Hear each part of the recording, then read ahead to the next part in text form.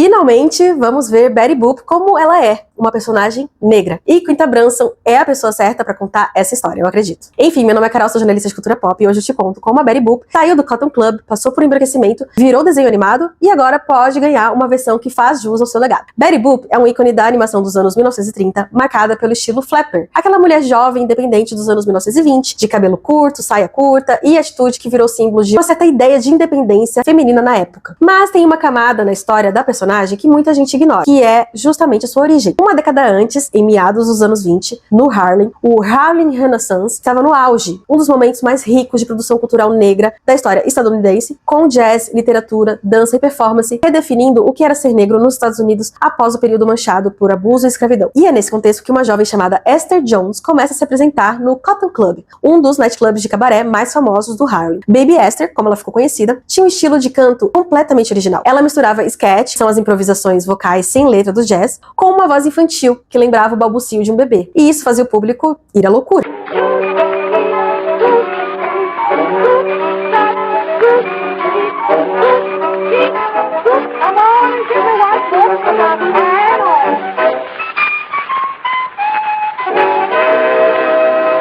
Aí, por volta de 1928, uma cantora branca chamada Helen Kane foi assistir ao show da Baby Esther. Depois disso, ela passou a usar estilos de canto muito parecidos, né?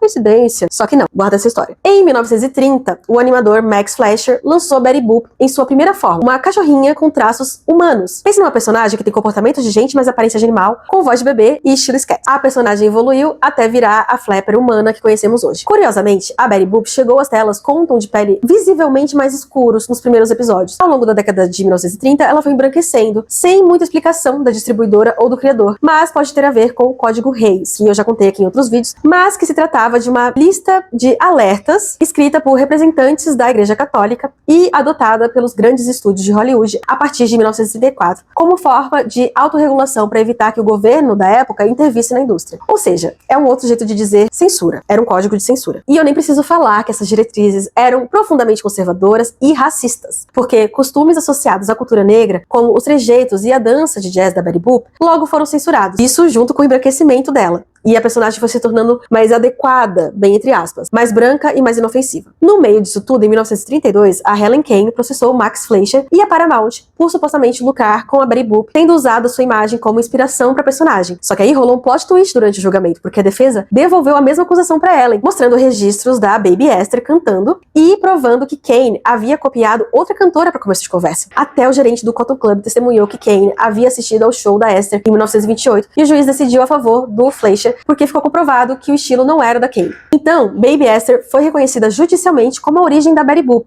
como sempre foi o seu merecimento. Mas, mesmo assim, ela nunca recebeu um centavo por isso, tampouco crédito público. Agora, quase um século depois, Quinta Brunson, que é criadora e estrela de Abbott Elementary, mulher negra e uma das vozes mais inteligentes da comédia americana, vai estrelar e desenvolver um filme sobre a Betty Boop. O projeto é uma parceria com Max Fleischer, que é neto do Max Fleischer, e é aí que tá a polêmica. A Brunson inspirou a personagem dela em Abbott Elementary na mãe dela. Ela entende a importância de dar créditos em quem inspira um personagem. Mas a pergunta que fica, e que o filme vai ter que responder, é se vão ter coragem de ir até onde essa história realmente precisa ir. Porque Mark Fleischer já declarou publicamente antes que prefere acreditar a criação da Betty Boop à criatividade coletiva da era jazz, em vez de apontar a Esther Jones especificamente. Uma forma elegante de diluir uma responsabilidade bem concreta sobre a criação da personagem. Já a Brunson falou em fazer algo subversivo e atemporal. Bom, que essa história seja recontada por uma mulher negra já é, no mínimo, a fricção que ela sempre mereceu. Agora é torcer.